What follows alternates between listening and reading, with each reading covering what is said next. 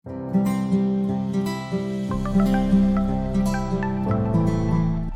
Guys, कैसे हैं आप सब। Welcome back to our channel और हम वापस आ गए आपके लिए एक नया वीडियो लेके। और इस सीरीज में हम बात करने वाले हैं टाइम एंड स्पेस कॉम्प्लेक्सिटी के बारे में।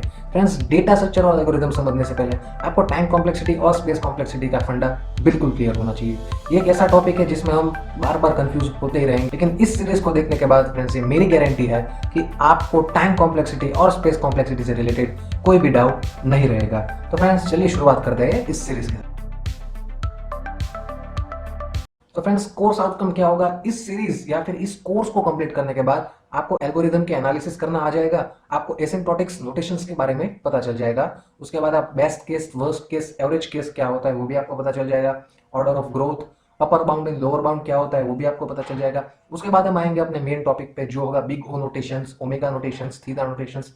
सबसे ज्यादा हम बिग ओ नोटेशंस और थीटा नोटेशंस का यूज करते हैं। उसके बाद हम आएंगे आइटरेटिव एनालिसिस, यानी आइट्रेशन वाले जो भी इक्वेशन होंगे उसकी स्पेस और टाइम कॉम्प्लेक्सिटी हम कैसे फाइंड कर सकते हैं। बाद में रिकर्सिव सॉल्यूशन होगा, उसका हम कैसे फाइंड कर सकते हैं वो भी हम देखेंगे। और एट द लास्ट हम देखेंगे स्पेस और ऑक्सिलरी कॉम्प्लेक्सिटी क्या होती है। इन शॉर्ट हम इतने टॉपिक्स बेसिकली इस पूरे कोर्स के दौरान पढ़ने वाले हैं। आज का वीडियो होगा थोड़ा इंट्रोडक्शन की, टाइम कॉम्प्लेक्सिटी और स्पेस कॉम्प्लेक्सिटी क्या होगा मैं आपको इनसे फेमिलियर करवा दूंगा। तो फ्रेंड्स लेते हैं introduction to time complexity and space complexity. इसको समझने के लिए लेते हैं एक सिंपल एग्जांपल। समझ लीजिए कि तीन फ्रेंड्स हैं, राहुल, राज और सिमरन। तीनों को उनके टीचर ने एक प्रोग्राम दिया कि आपको बेसिकली एन तक के सारे इंटीजर्स का सम फाइंड करना है। यानी बेसिकली इसमें क्या होगा, यूजर के पास से हमें एक इनपुट लेना है एन नंबर, और हमें वहां तक का जितना भी सम है वहां तक का वो प्रिंट करवा देना। फॉर एग्जाम्पल, अगर यूजर ने 5 इनपुट किया तो हमें 1 + 2 + 3 + 4 + 5 15 आउटपुट दे देना है। तो ये था बेसिकली हमारा प्रोग्राम। तो फ्रेंड्स चलिए देखते हैं इसका सॉल्यूशन तीनों ने क्या बनाया। सबसे पहले लेते हैं राहुल का सॉल्यूशन। राहुल ने क्या किया, उसने एक सम करके एक वेरिएबल बनाया, उसको जीरो से इनिशियलाइज किया और फॉर लूप की हेल्प से उसने हर एक आइट्रेशन में सम की वैल्यू इंक्रीमेंट करवा दी। तो उस तरह उसने लास्ट में सम की वैल्यू रिटर्न करवा दी। तो ये था राहुल का सॉल्यूशन। अब देखते हैं राज ने क्या किया। राज को मैथ्स अच्छा आता था, तो उसने क्या किया, सम ऑफ एन तक का जो फॉर्मूला है वो उसने डायरेक्ट इंप्लीमेंट कर दिया। आपको पता ही होगा कि 1 से लेके एन तक के किसी भी नंबर, 1 से लेके एन तक के सारे नंबर्स का सम बेसिकली होता है एन इंटू एन प्लस 1/2। तो उसने डायरेक्ट फॉर्मूला इंप्लीमेंट कर दिया। फिर देखते हैं सिमरन ने क्या किया। सिमरन ने क्या किया, उसने इवन नंबर्स और ऑड नंबर्स अलग कर दिए और दोनों का अलग अलग सम कर दिया। आप देख सकते हैं फॉर्मूला तो वही रहेगा n+1 × n/2, और यहाँ भी n+1 × n/2, यानी फॉर्मूला तो बिल्कुल सेम ही है। तो फ्रेंड्स, आपने देखा कि तीनों ने अलग अलग सॉल्यूशन बनाया, लेकिन देखते हैं किसका सॉल्यूशन मोर इफिशिएंट है। अभी यहाँ इफिशिएंट टर्म मैंने यूज किया है, क्यों? क्योंकि फ्रेंड्स कभी भी कोई भी प्रोग्राम हम बनाए तो उसके ऊपर बेसिकली हम दो चीज के ऊपर उस प्रोग्राम की इफिशियंसी को जज कर सकते हैं। पहली होगी टाइम कॉम्प्लेक्सिटी और दूसरी होगी स्पेस कॉम्प्लेक्सिटी। अभी हम टाइम कॉम्प्लेक्सिटी के बारे में बात कर रहे हैं, स्पेस कॉम्प्लेक्सिटी के बारे में बाद में बात करेंगे। तो समझते हैं टाइम कॉम्प्लेक्सिटी क्या है।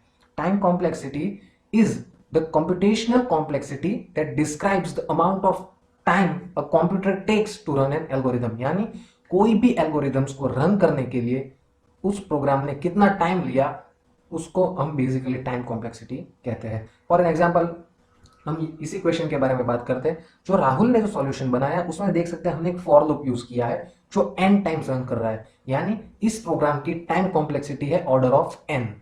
उसके बाद बात करते हैं राज की सॉल्यूशन की। तो राज ने तो डायरेक्ट फॉर्मूला इंप्लीमेंट किया, यानी उसमें कोई भी फॉर लूप या फिर कोई भी ऐसी चीज आइटरेटिव हमने यूज नहीं की है। तो इसलिए उसका जो सॉल्यूशन होगा, उसका जो ऑर्डर होगा वो होगा बेसिकली ऑर्डर ऑफ 1 या फिर कांस्टेंट ऑर्डर कह सकते हैं। उसी तरह लास्ट में भी आप देख सकते हैं यहाँ भी हमने कोई फॉर लूप यूज नहीं किया या फिर कोई आइटरेटिव वर्क यहाँ पे हो नहीं रहा, यहाँ पे भी हमने डायरेक्ट फॉर्मूला इंप्लीमेंट किया है।